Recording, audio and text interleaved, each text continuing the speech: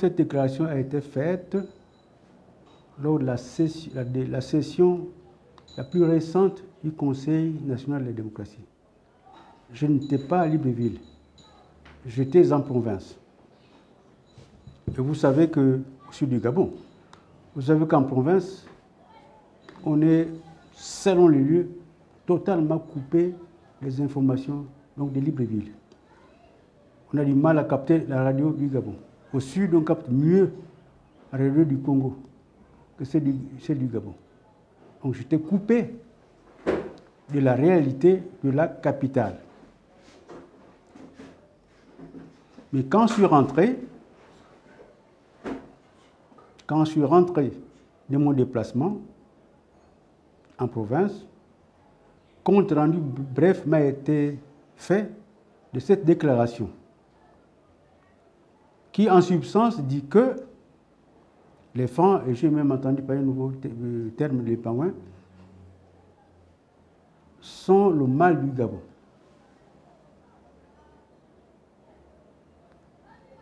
Mais les militants du MSP, comme les sympathisants, n'ont pas trouvé utile que je puisse intervenir sur cette question. Parce que des interventions ont déjà été faites, des interventions diverses. Mais comme vous venez m'interroger sur cette question, je ne peux pas rester muet.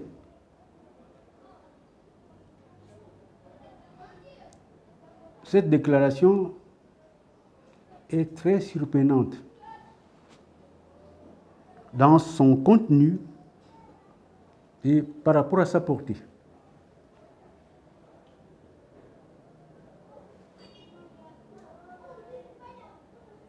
C'est une déclaration, me semble-t-il, qui répond à l'esprit de ce que certains nos compatriotes appellent Gabon énervant.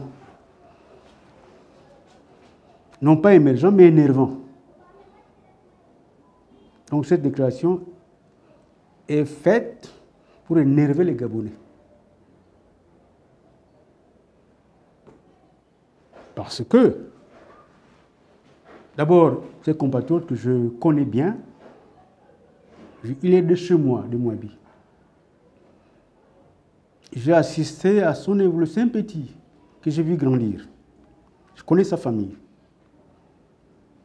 C'est vrai qu'on a du mal à échanger, du moins qu'il est de la majorité, moi l'opposition. J'étais très surpris, mais ceci dit, dans le Gabon énervant, il ne faut pas s'étonner de ce genre de déclarations. Elles vont se multiplier, surtout la veille des élections.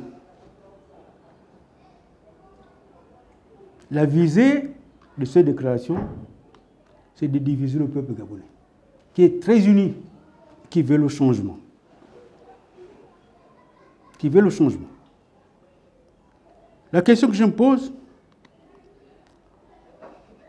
qu'est-ce qui a animé mon petit à faire cela? Je me suis dit, ça peut être lui-même qui décide de le faire. Parce qu'il est capable de plusieurs bourdes. La première bourde, c'est qu'il a appelé son parti, Parti des Gaulois. Nous sommes au Gabon. Nous nous battons pour la libération du pays. Quand on crée un parti, il faut un nom qui stimule les Gabonaises et les Gabonais au changement.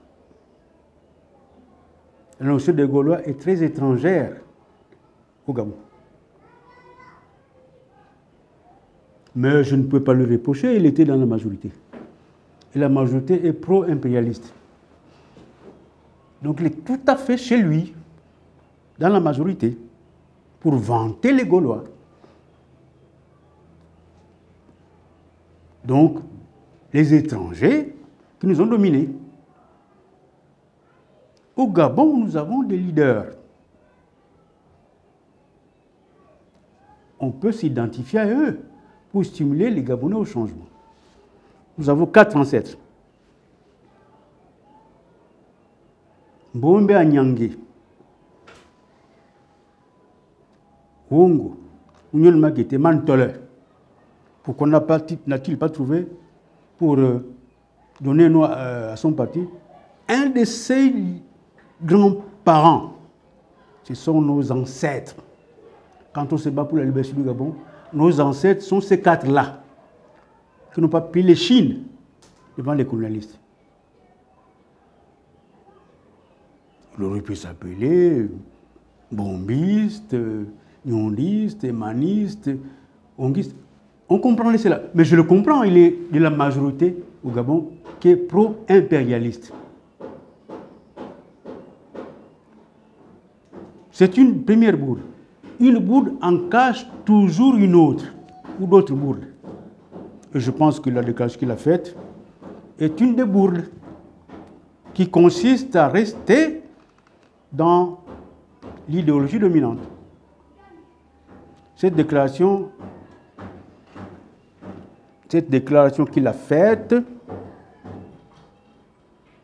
est dans les racines de l'idéologie dominante.